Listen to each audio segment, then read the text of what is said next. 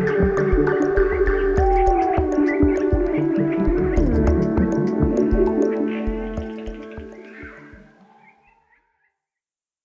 hi everyone. Today we're on with another Infospill on accelerated warming. It's me, Em, and Robbie is gonna tell us a lot of stuff. Yeah, hi folks. We are back with the apparently doomer part of the show, but it's not doomer. It's just the science seems to be the doomer. Yeah, it's not the end of the world, it's just science. It's possibly the end of the world, but Also science. Also science, yeah. Right. So for the next 3 or 4 episodes that contain Infospill segments, we are going to talk about this issue of accelerated global warming. It's a relatively new phenomenon that has been described in the literature. And yeah, we are going to focus on what it is and what are some possible explanations for it and what are the consequences and how it does or should affect policy, but also like the discourse, hopefully in the climate movement. I guess I'm going to start with a parenthesis relating to James Hansen.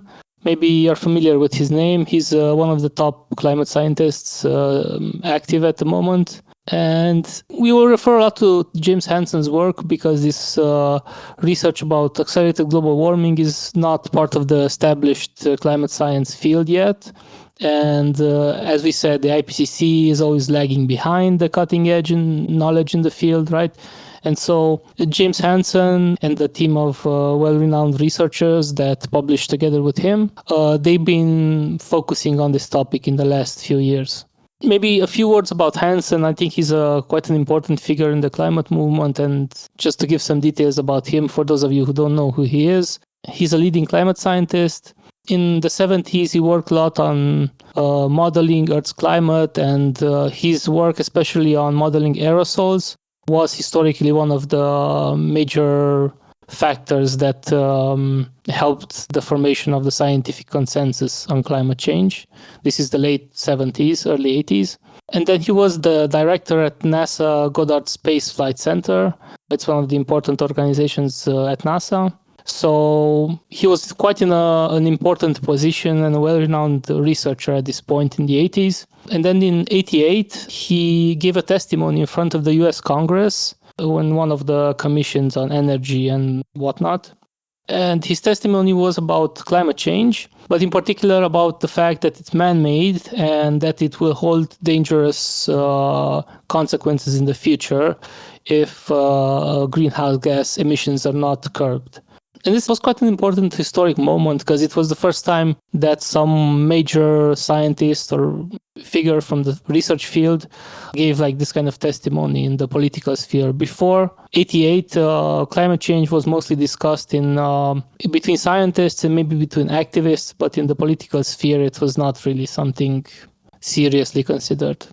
So this was 88, and after that, throughout the 90s, and 2000s, he realized that actually politicians are not going to seriously listen to what he's saying.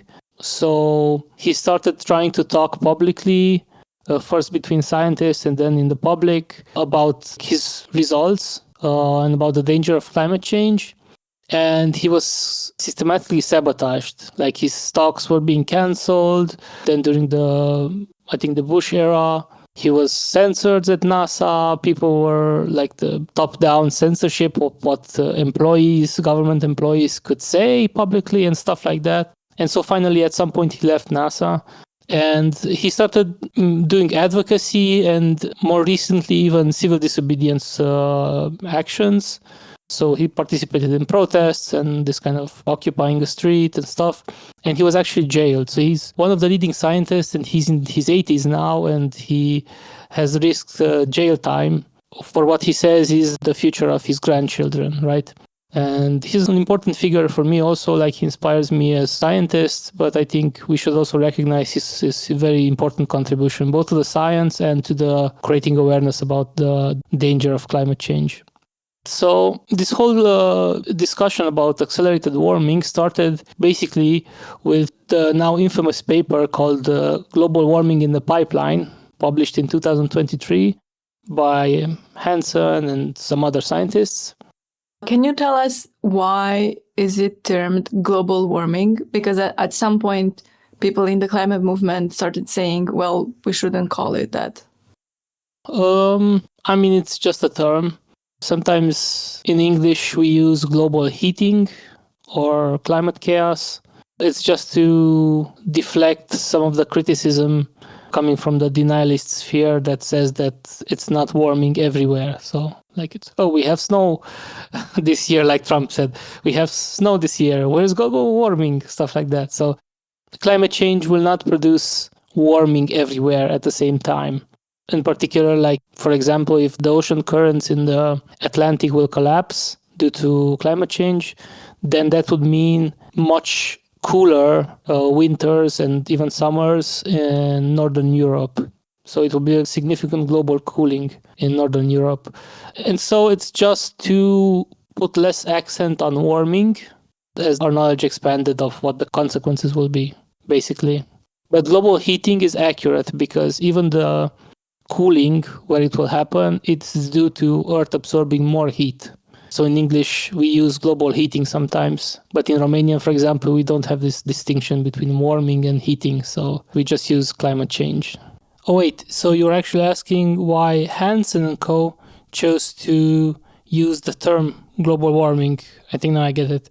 So I think they use it because this phenomenon of acceleration has to do with the global temperature starting to increase faster and faster. So it's not some general observation about the process of change happening faster, but in particular, the temperature, the global mean temperature, is starting to increase faster than it used to during the last decades. So I think that's why they used the older term global warming. Okay. So you were saying about the 2023 paper? Yeah, there was a series of papers in 2023. It was this paper, Global Warming in the Pipeline. Then the other important paper is from this year, 2025. It's called Global Warming Has Accelerated. Are the United Nations well informed? So the provisional title that I also put for this episode is a reference to this paper. It's long, but it tries to explain everything in terms that even non-scientists could understand. Yeah, it's still not very simple. I've had a hard time to read it. It's long and still complicated, but hopefully it's accessible even for non-scientists. It's an important paper. And basically, what we are going to talk about, all of the topics are covered in this 2025 paper. Okay, so what is accelerated warming? Attention to this topic started in 2023 when we observed like a huge, maybe unprecedented jump in temperatures of 0.4 Celsius. It's really, really huge. It's something that the climate usually experiences maybe during massive volcanic eruptions or something, but we had nothing so drastic happen that year. There was a bit of an El Nino, which contributed to it, but at least half of that warming seems to be unexplained, or apparently unexplained. And the warming continued until 2024 and 25, so it doesn't seem to be recovering from this giant peak in 2023. So questions started to being raised whether this is some kind of transient statistical outlier phenomenon, or whether the climate is experiencing some kind of change in something fundamental in it, whether it's fundamental dynamics or a change due to the fact that we don't understand everything well yet. But yeah, it seems to be something fundamental that is changing in the last maybe 10 years in how climate change is manifesting, in particular to the fact that the average global temperature keeps rising faster and faster. So to put that into perspective, between 1970 and 2010, you have a time series of global average temperature, right? It still goes up and down a little bit, but the trend of it has been almost constant from the 70s until 2010, about 0.18 Celsius per decade, almost linear. And after 2010, there is a sharp uptick in this trend. It seems that it is at least 0.3 Celsius, but maybe more per decade now. Okay, so it's warming faster. than before. Faster, yeah. Before it was 0.18 Celsius per decade. Now it's 0.3, maybe 0.4 Celsius per decade. Maybe it doesn't sound like it's a huge jump in terms of numbers, right? But it's absolutely huge for the average global temperature of the Earth, right? But I think at this point, people are really starting to feel it in the day by day. We feel it in the weather. I have this weather app, and in many days, it shows me what the temperature should have been like, before the Industrial Revolution. And on many days, it's 10 degrees over or under. Yeah, but it's not so obvious whether that's from recent accelerated warming or just the compounding effect of global warming. Just from the fact that things have changed so much, it's not clear that there has been a change in the trend of warming, right? It might have been just so much warming throughout the last decades that we have reached a place far from where temperatures were 40 years ago. So this is relatively new, especially manifesting in the last 5 years. And I would say that I don't think that we can feel it, at least to this significant level, on the day-to-day as of yet. But that's concerning because I do feel like we feel it because everybody's complaining the summers are so much hotter. But again, that just could be because of continued warming, right? It's not necessarily something about the change in the trend of warming. So because this phenomenon has been occurring only in the last few years, there's a question whether it's something temporary or whether it will continue like this for the following decades, right? Because normally you would need to have a lot of data points to say what the trend is and what the future temperatures will be. But of course, this issue is relevant for policy and for activism. So we cannot wait until enough years pass, right? Because by then it might be too late to do anything about it. So yeah, we need to hold this uncertainty about this phenomenon and integrate it into our political work. Yeah, so as I said, especially this jump in 2023 has been huge. And reactions to this have ranged from saying that there was a huge El Nino and El Nino is responsible for it, but it's not. And the other extreme is saying that 2023 is something unexplained by current physics, which is one paper in Nature is saying, which might be the case. It might be the case that this is something new. The papers published by Hansen and his collaborators are saying that it's actually not something new in the physics, like it's not a new phenomenon, but rather we have so far underestimated the relative effects of, in particular, warming due to CO2 and the effects of aerosols, which lead to cooling. And because both of those effects are actually stronger than modeled in the established climate science, what we are seeing now is just an expected consequence of aerosol emissions reductions, right? This is just like a very basic summary. So Hansen is saying that there's not something fundamentally new happening, it's just a normal consequence of the established science. It's just that we have underestimated the warming effect of CO2 and the cooling effect of aerosols. How does that explain 2023? Can you just, again, shortly try to summarize that? Well, we will dedicate the whole next episode to actually entangling exactly this. But in essence, what Hansen is saying is that the aerosol effect has been underestimated. And due to reductions in the emissions of aerosols that occurred between 2010 and 2020, in particular due to air quality regulations in China, and more importantly, regulations impacting ship emissions, the emissions of cargo ships, ships that transport fossil fuels and other cargo around the world. The argument is that these two regulations together lead to a pretty strong decrease in aerosols, and in turn that unchains basically the full global warming potential of CO2. Global warming has been kept in check for the last decades from these aerosols, which have been underestimated. And now climate change is fully unchained, and we see the full warming effect of CO2 and other greenhouse gases now.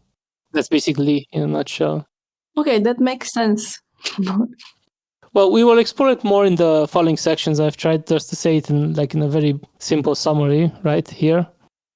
So there's still some debate about whether this accelerated warming is a real phenomenon or it's a kind of a temporary effect which is due maybe to some kind of clouds reorganizing themselves or stuff like that, right? But it does not seem to be the case. And more papers are being published confirming this accelerated warming.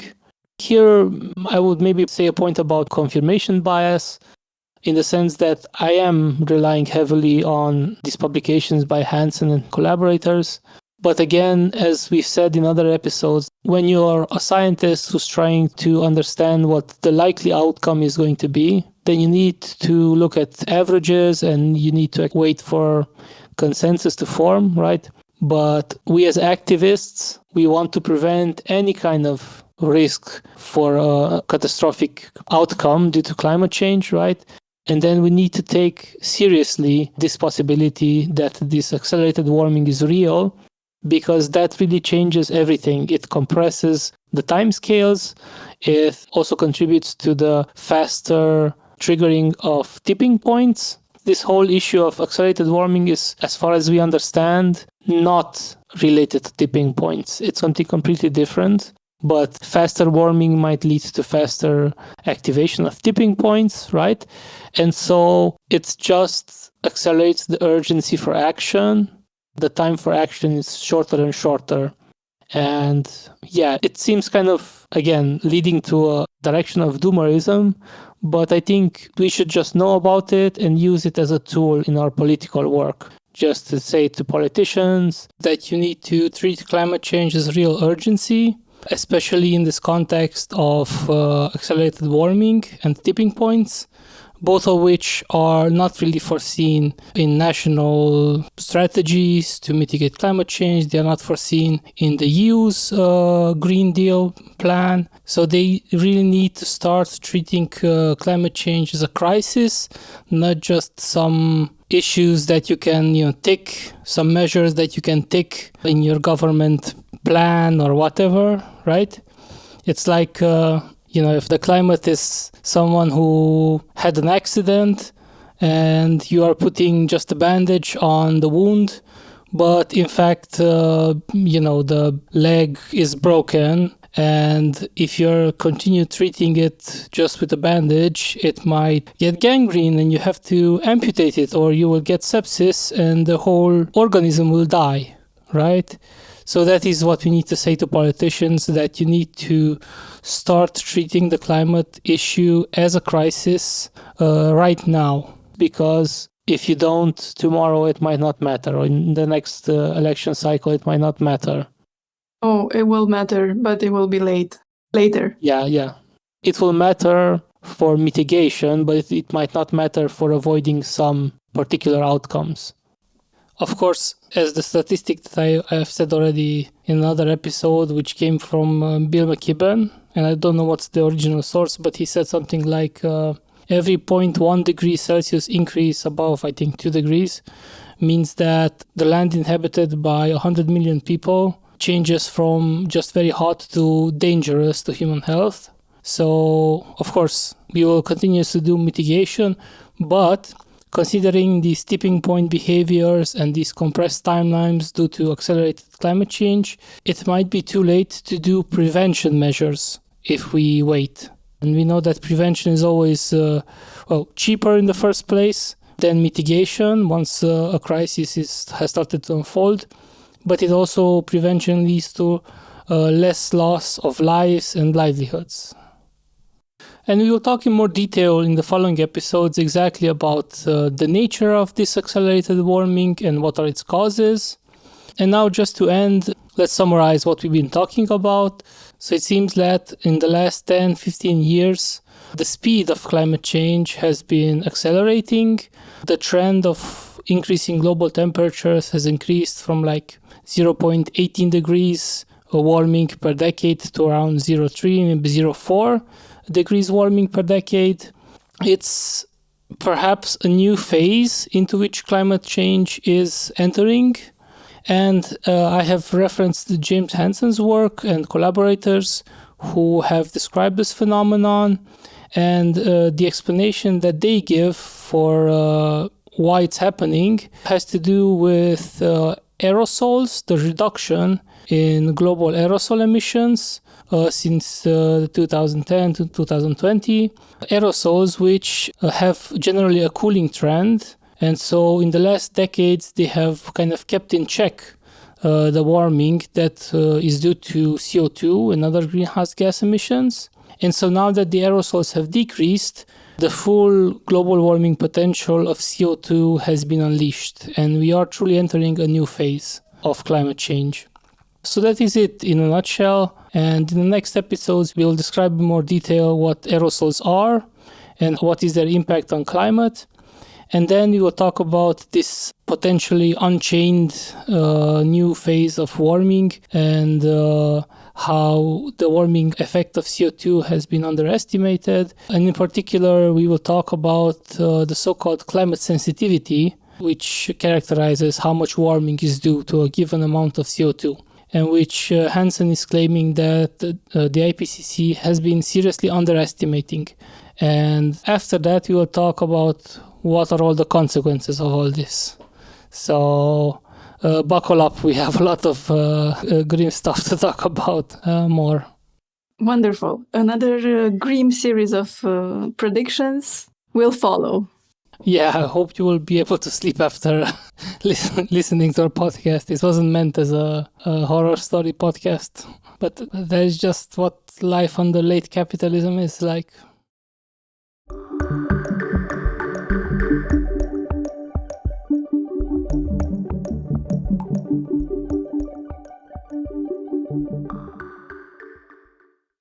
If you like our videos, please subscribe to the channel and slap that like button like it's the face of a fossil fuel executive or something. Yeah, that's cringe, but please subscribe anyway.